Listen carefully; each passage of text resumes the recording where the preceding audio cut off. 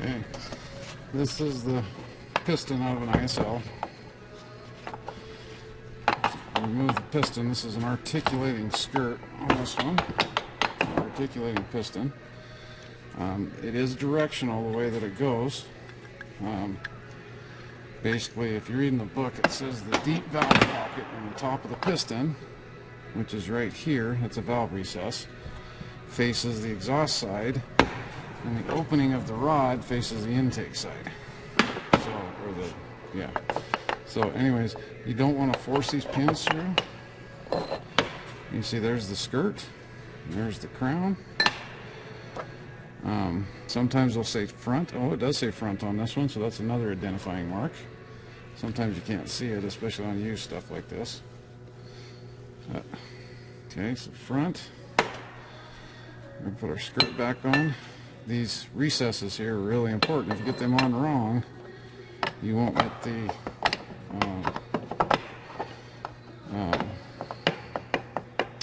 you'll knock the piston cooling nozzles off. Okay, we want to look at our cap here. This is what we call a cracked rod versus a machined rod. You can see how the cap of that looks like it's really rough and brittle. Basically that's because they snap these off, and that's how they say it's a lot stronger. It came from NASCAR. Okay, so this piston's going to go back in like so. Work that in evenly. You don't want to force it. Back in so don't forget. Also see here on the rod they stamped the number of the piston it came out of, or the cylinder. So let's see, so deep valve recess, that's the front, and that's opposite of the opening of the connecting rod, so that's right. Okay, I'm going to put our snap ring back in. I'm kind of picky about these, but you got to make sure they're seated in the grooves. If they're not, you're going to have a bad. This retaining ring needs to go here.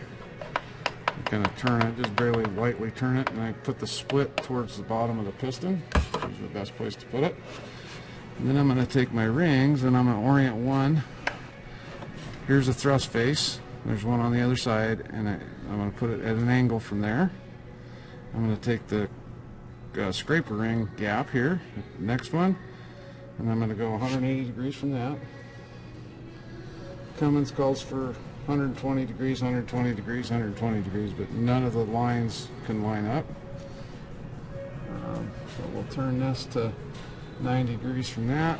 So we have a split there, there, and there. Now we put our ring compressor, which is this guy here. This is a 4.5 inch bore. It's tapered, so this side is bigger than this side, so this side goes down. We'll lube everything up, put this on. So essentially, go over here around my piston, put my pin in, I'm ready to go. I got to put some oil on it first. I'm going to be pretty liberal with the oil. Lube the compressor, the piston up. Make sure there's not a split on the compressor where it closes. That'll cause you some problems. Put our pin in. It's ready to install, so we'll take our cap off. Just remember that the valve recess goes towards the exhaust side, and the small opening, so this side goes to the intake side. Also says front on the piston, so that helps us out too. Okay, I'm going to lube up my bore. I can do 2 and 5 at the same time. So small side is going to go to the intake side, which would be this way. Get it started. I'm going to make sure the connecting rod is parallel. You see it says front here, so I know I'm in the right way. I've got my crankshaft at bottom dead center. I'll have to go down to the bottom and make sure I line that up. Okay, here's number 5, and then we'll go connect them on the bottom side. I lube my connecting rod bearing. That goes to the intake side again. Started here. And I want this to go through as one solid motion, like that. And then I'll go to the bottom side and pull it the rest of the way. Okay, I forgot to lube my bearing in there. You can see it's not all the way down yet. So I need to pull it down the rest of the way. So the tang always goes to tang. Now we're going to put a cap on. I'll lube my bearing again. And oops, that's backwards. I always want to go tang to tang. I'll do 5 the same way, and then I'll come back and torque both of them. I'll put a little lube on our bolts here, on our heads. Right there. Kind of keep the friction down. Okay, we're going to run the bolts down on this one.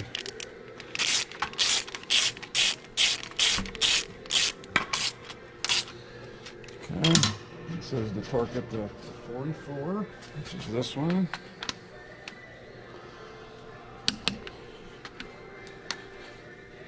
I did the wrong side first. Usually do tang side first, but we're backing it off, so it's not a huge deal. So then it says to back it off.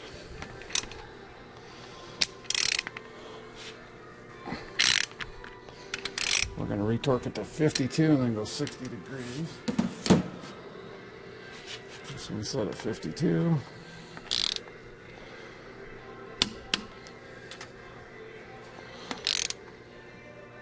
And then we'll turn it 60 degrees. Okay, we're going to torque angle these. Put a mark there, and there's 60 degrees, which is 1 hex.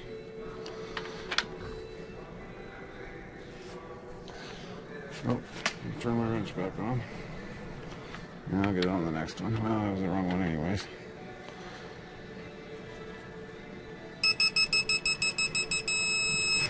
So 60, you can see those line up.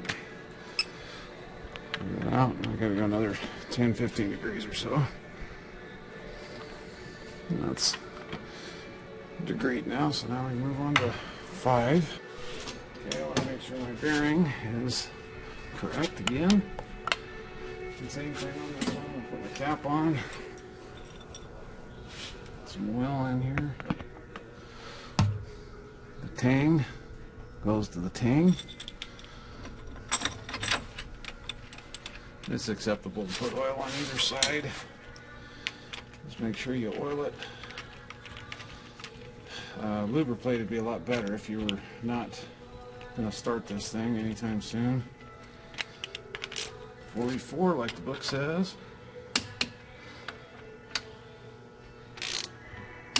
Back it off. We're going to retorque it to 52. Okay, I'm going to go right and do the tang side first.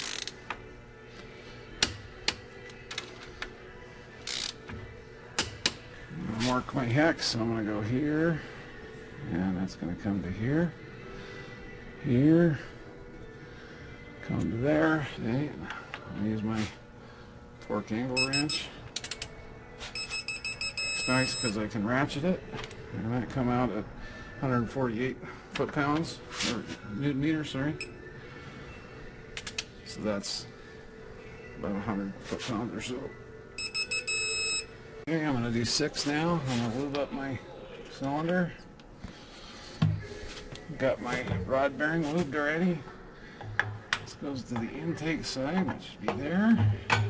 Same thing, I'm going to push this one in. This is number 6. I've got my crankshaft at bottom dead center. I pre-lubed my hole already. Short side goes to the intake side. It's also front on piston. Push that in, then I'll go around and check it, torque those. Okay, we'll do number 1 here. Pull it down the rest of the way. Make sure my bearing is straight. It is now. Actually, it'll move when you bring it down on it. Tang to tang again.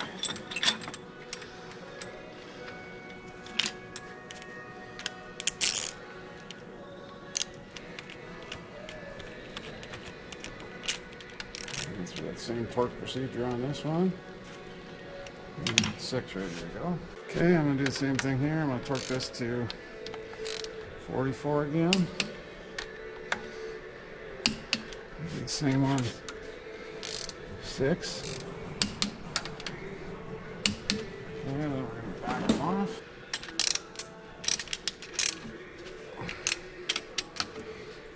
Torque to 52 and then 60 degree on. Okay. Get the tang side first.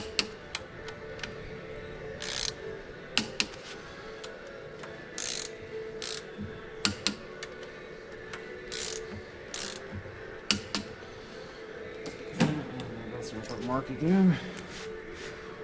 We need to go 1 hex there, 1 hex there.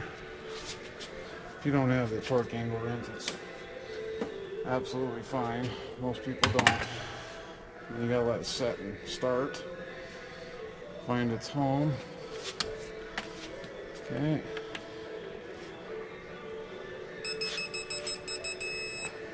Okay. Let's see if they line up.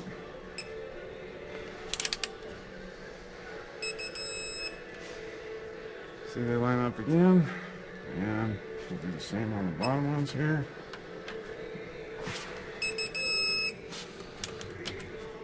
You can see how this torque angle wrench would be handy.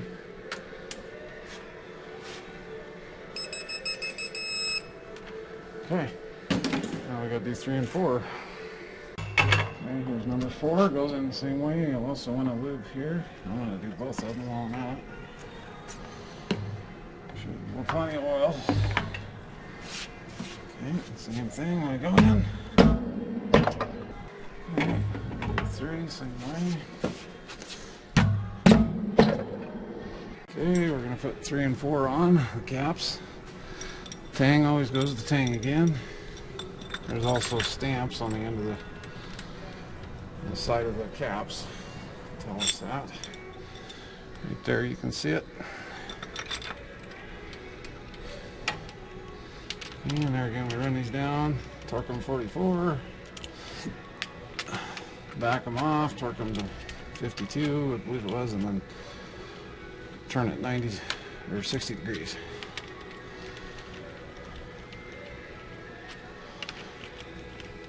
I already went in there and made sure my bearing was straight. Torque the tang side first.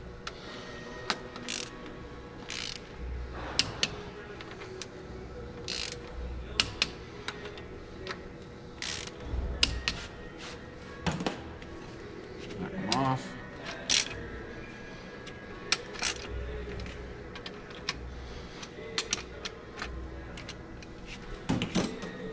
A lot of aviation guys like doing it this way.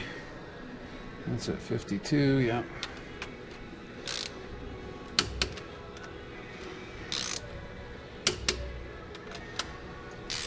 These are nice small rod bolts, they're pretty easy to do. We're going to go through and mark there, there.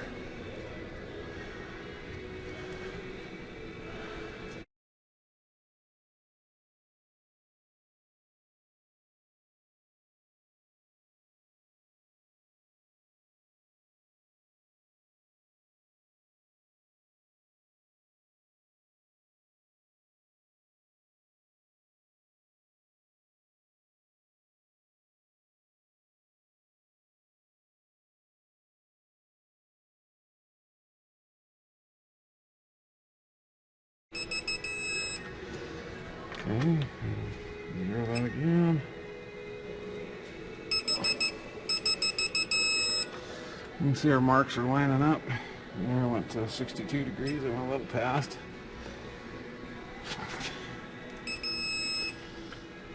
And you can see they're lined up, we're in good shape.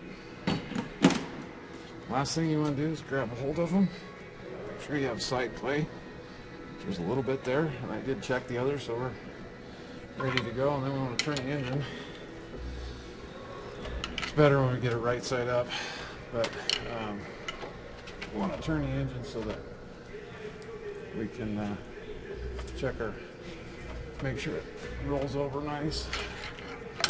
And up here I'm rolling it back to top dead center so we can set a fuel pump in when we get ready to do that.